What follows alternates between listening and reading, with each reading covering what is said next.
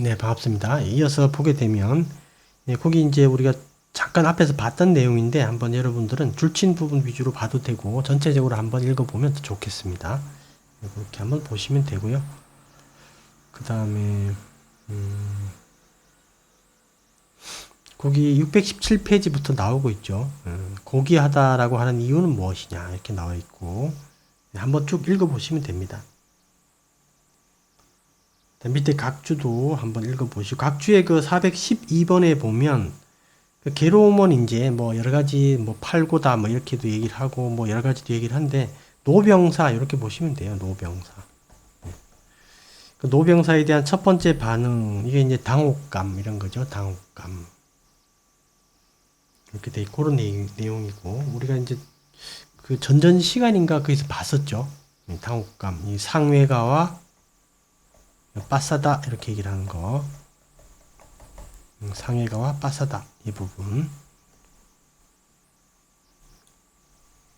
618페이지에 보게 되면 거기 이제 고귀한 탐구로 이제 그 고귀하다라는 말에 대해서 아까 앞에 잠깐 설명드린 그 내용들이니까 한번 쭉 보시면 돼요. 여기는.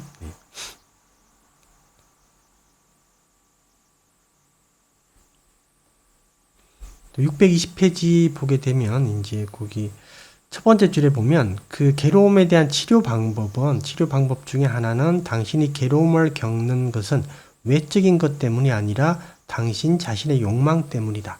그래서 이제 부처님이 사성제를 이제 설하신 그 내용 중에 중요한 내용 중에 한 가지가 또 뭐냐면, 괴로움은 자신이 만든다라는 거죠. 자신이 만든다. 네, 그런 측면이 하나 있고, 그 다음에 오온에서는 영원한 행복을 구할 수 없다.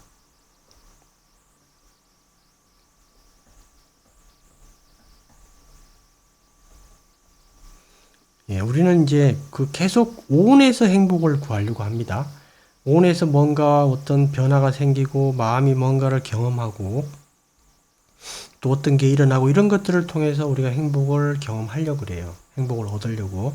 근데 부처님께서는 딱 말씀하셨죠. 오온에는 진정한 행복이 없다.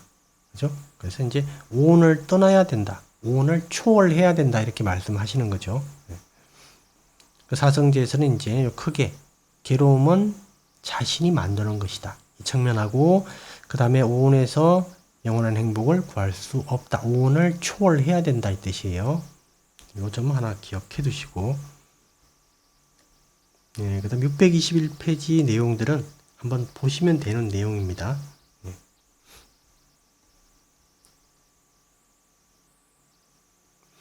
622페이지에 보게 되면 두 번째 줄친 부분이죠.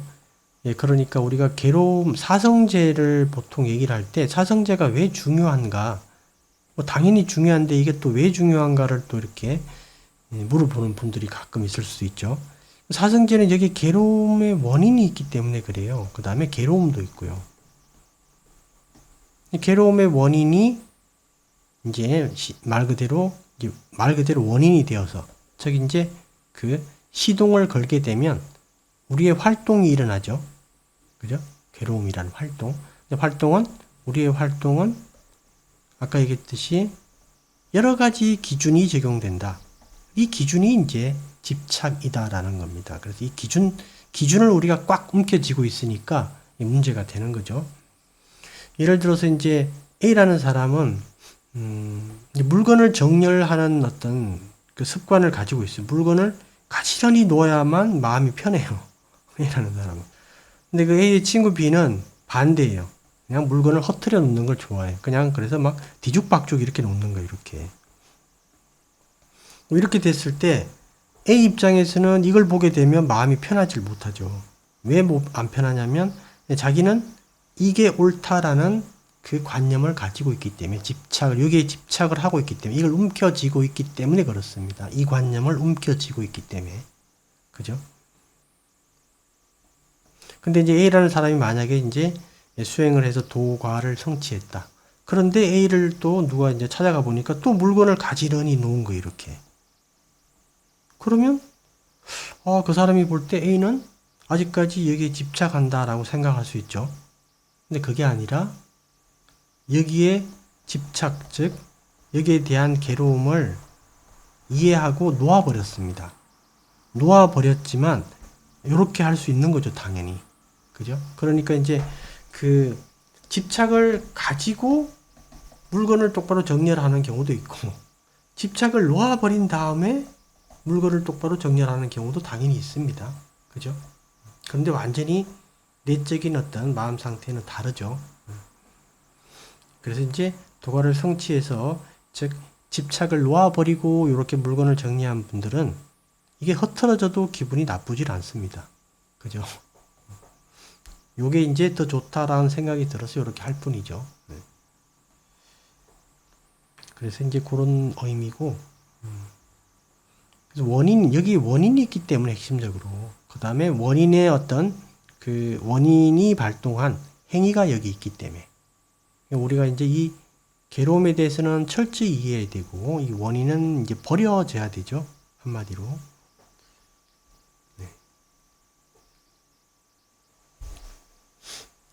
그 다음 내용들은 잠깐 다 봤던 거니까 한번 여러분들이 읽어보시면 될 것 같습니다.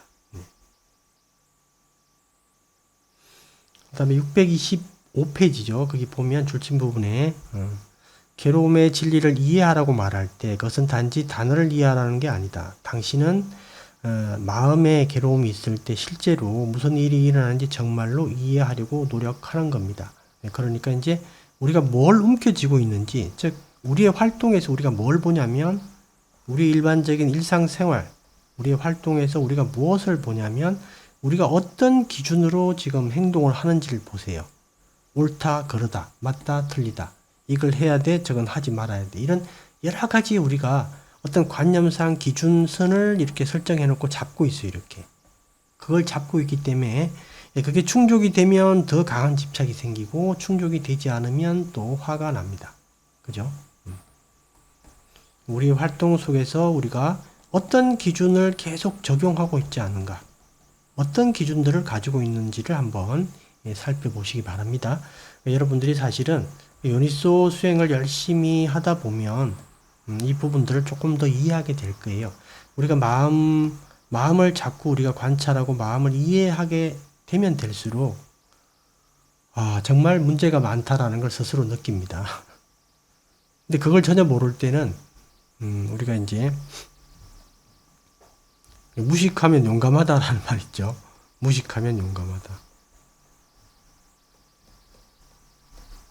이걸 전혀 모를 때는 이런 부분은 신경 안 쓰고 우리는 그냥 열심히 그냥 경행하고 자습만 하면 그걸로 충분해, 이렇게 생각할 수도 있죠. 근데 이제 실제 그 일상에서의 마음이 일어나고 사라지는 여러 가지 형태를 우리가 조금씩 관찰하게 되면 정말 무섭다라는 생각이 듭니다. 계속 우리가 그 탐욕과 성냄, 그 산이 이렇게 있다면 탐욕과 성냄을 계속 왔다 갔다 해요. 그냥 계속 이렇게. 이거밖에 없어요. 이거밖에. 아주 사소한 움직임이나 동작이나 사소한 표정, 사소한 말에도 탐욕과 성냄이 배어 있습니다. 이걸 보게 되면 이 부분을 우리가 손대지 않고는 수행이 어렵겠다라는 생각이 들 겁니다. 그렇게 이제 여러분도 이해가 되시는 분도 있겠고, 이제 그렇게 앞으로 되겠죠. 그 다음 페이지들은 한번 읽어보시면 되는 내용이니까 특별하게 설명드릴 건 없을 것 같아요. 여기까지 하고 36번을 마치도록 하겠습니다. 수고하셨습니다.